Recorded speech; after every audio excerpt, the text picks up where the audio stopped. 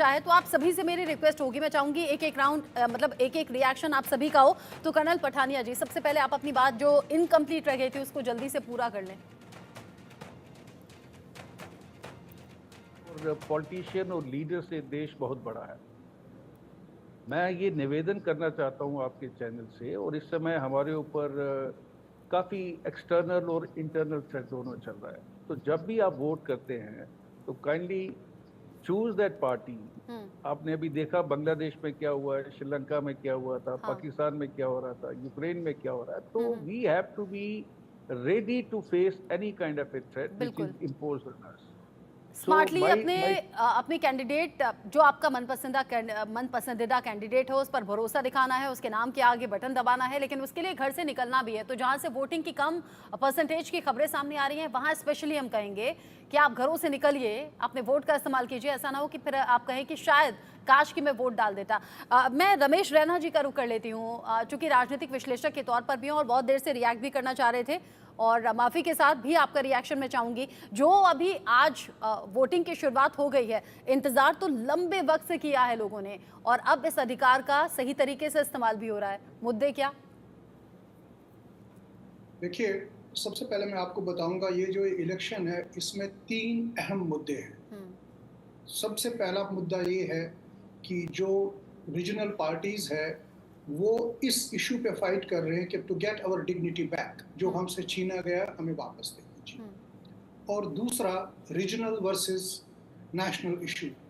और तीसरा जो बहुत अहम है, there is a collective desire to prevent BJP from gaining power. ये जो है इन 3 चीजों को लेके ये एक हाई स्टेक्स बैटल बन गया है। और इस हाई स्टेक्स बैटल में एक इंटेंस पॉलिटिकल राइवलरी हो रही है, और इस इंटेंस पॉलिटिकल राइवलरी के चलते हुए एक पॉलिटिकल लैंडस्केप शेप हो रहा है। ये बात आप मान के चलिए, जम्मू में इस वक्त 8 असेंबली स्टेट्स का इलेक्शन हो रहा है और कश्मीर में 16 असेंबली का इलेक्शन हो रहा है।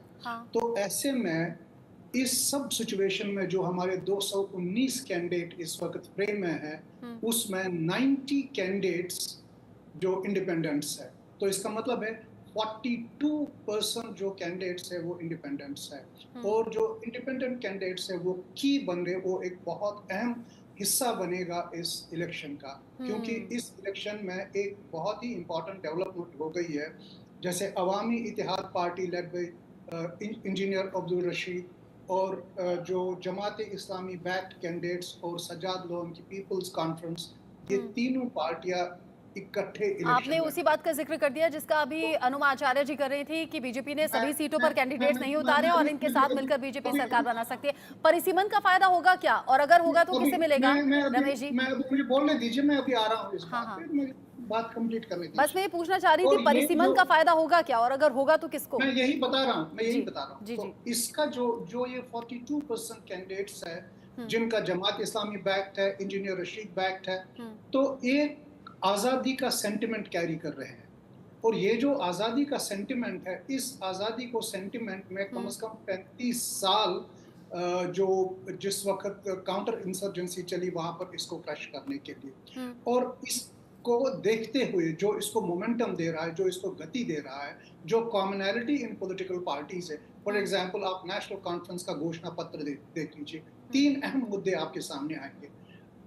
नेशनल कॉन्फ्रेंस का घोषणा पत्र बता रहा है कि भाई 2000 में जो जे.एंड.के असेंबली में रेजोल्यूशन पास हो गया, हम चाहते हैं कि इस बार एग्जीक्यूट करेंगे। जो 2000 में जे.एंड.के लेजिस्लेटिव असेंबली में रेजोल्यूशन पास हो गया था, वो क्या था? Pre 1953 situation. जो pre 1953 situation means greater autonomy. Greater autonomy का मतलब है प्री 1953 पोजीशन। मैं उस पे नहीं जाऊंगा, वो हम सबको पता है प्री 1953 पोजीशन। और नंबर 2, वो बताते हैं कि जो हम रिवाइवल ऑफ आर्टिकल 370 करेंगे, 35A करेंगे। अगर ऐसी बात है, वो तो पार्लियामेंट को करना है।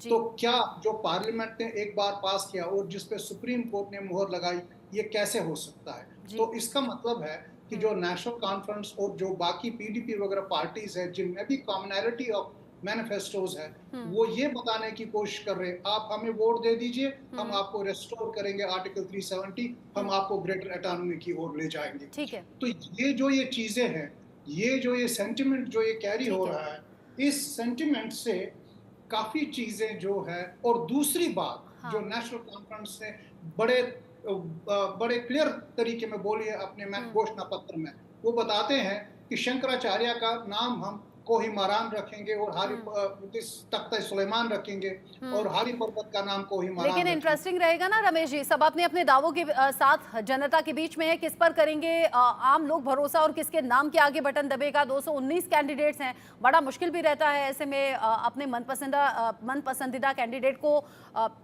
वोट करना और उसे जिताना। मेरे साथ में महिमा कटारिया मेरी सहयोगी जुड़ गई हैं जो कि ग्राउंड जीरो पर हैं और पुलवामा में मौजूद हैं। मैं उसके बाद में विजय जी से पूछूंगी कि 90 की 90 सीटों पर आपने अपना कैंडिडेट क्यों नहीं उतारा। लेकिन महिमा, पुलवामा में अभी वोटर्स में उत्साह कैसा, अभी तक की वोटिंग क्या कहती है? रचना, देखिए इस समय हम पंपोर में मौजूद हैं। हम आपको दिखाना चाहेंगे, हालांकि वोटिंग जो बूथ है उसके बाहर हम लोग मौजूद हैं, जो वोटिंग पोलिंग स्टेशन है उसके बाहर अभी फिलहाल जो लोग हैं वो नहीं हैं, लेकिन सुबह से लगातार हम लोगों से बात करने की कोशिश कर रहे थे। हम उम्मीद कर रहे हैं कि कुछ लोग जो वोट दे के आएंगे उसके बाद हम उनसे बात करने की कोशिश करेंगे। सर, आप वोट दे के आए हैं, मैं आपसे 2 मिनट बात करना चाहूँगी। कैसा लग रहा है, एक तो 1 दशक बाद जब अब ये वोटिंग राइट आप प्रैक्टिस करके आए हैं, कैसा लग रहा है? अच्छा लग रहा है। और किन मुद्दों पे आपने वोट किया है? यहाँ पर हालात खराब था, इसी वजह से डाला वोट यहाँ पर। तो अभी खुशी हो रही है, 1 दशक के बाद, इतने टाइम बाद आपने आज वोट डाला है? हाँ, बहुत खुशी। तो आप देख सकते हैं यहाँ पे लगातार जो लोग हैं वो आ रहे हैं अपने वोटिंग राइट का जो महिमा, एक बार exercise है, देखिए वो पीछे कोई करते महिला नजर है आ क्या रहे हैं। शायद? लेकिन सबसे अहम बात हो जाती है कि पंपोर क्यों कुछ खास है। वो अभी जो महिला थी रचना, देखिए वो अभी वोट कास्ट करने के लिए अंदर गई हैं। अच्छा। जब तक वो वोट कास्ट करके बाहर नहीं आ जाती थोड़ा मुश्किल होगा उनसे बात करना। लेकिन हाँ, कुछ महिलाएं अगर बाहर आएंगी तो हम बात करेंगे, लेकिन कुछ खासियत जान लेती है। जब हम पंपोर की बात करते हैं तो इस समय हम पंपोर में मौजूद है, केसर का शहर कहा जाता है। अब क्या है इस, अगर हम यहाँ पर पॉलिटिकली देखते हैं कि आखिर क्या क्या यहाँ पर समझने को है, क्योंकि पंपोर की जो राजनीति होती है वो डायरेक्टली अफेक्ट करती है पुलवामा को। और 14 उम्मीदवारों की कांटे की टक्कर, यानी 14 उम्मीदवार अपना फेट जो है वो इस बार डिसाइड करते नजर आएंगे। अब किस किस की कांटे की टक्कर है? एनसी की कांटे की टक्कर है, पीडीपी की कांटे की टक्कर है, और इस बार भारतीय जनता पार्टी ने भी अपना उम्मीदवार उतारा है।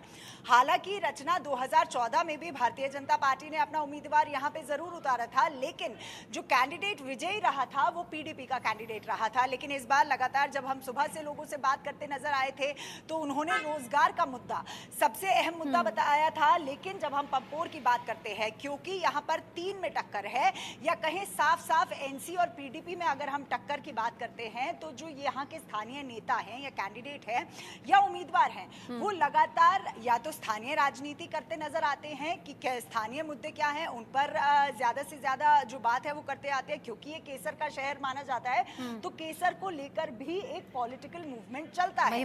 तो पंपोर की अगर हम बात करते हैं तो पॉलिटिकली मैं क्या कहूँ कि आपके पास नेटवर्क इशू भी बिल्कुल नहीं है, नेटवर्क भी बड़ा अच्छा है, आपकी तस्वीर बड़ी अच्छी है, आप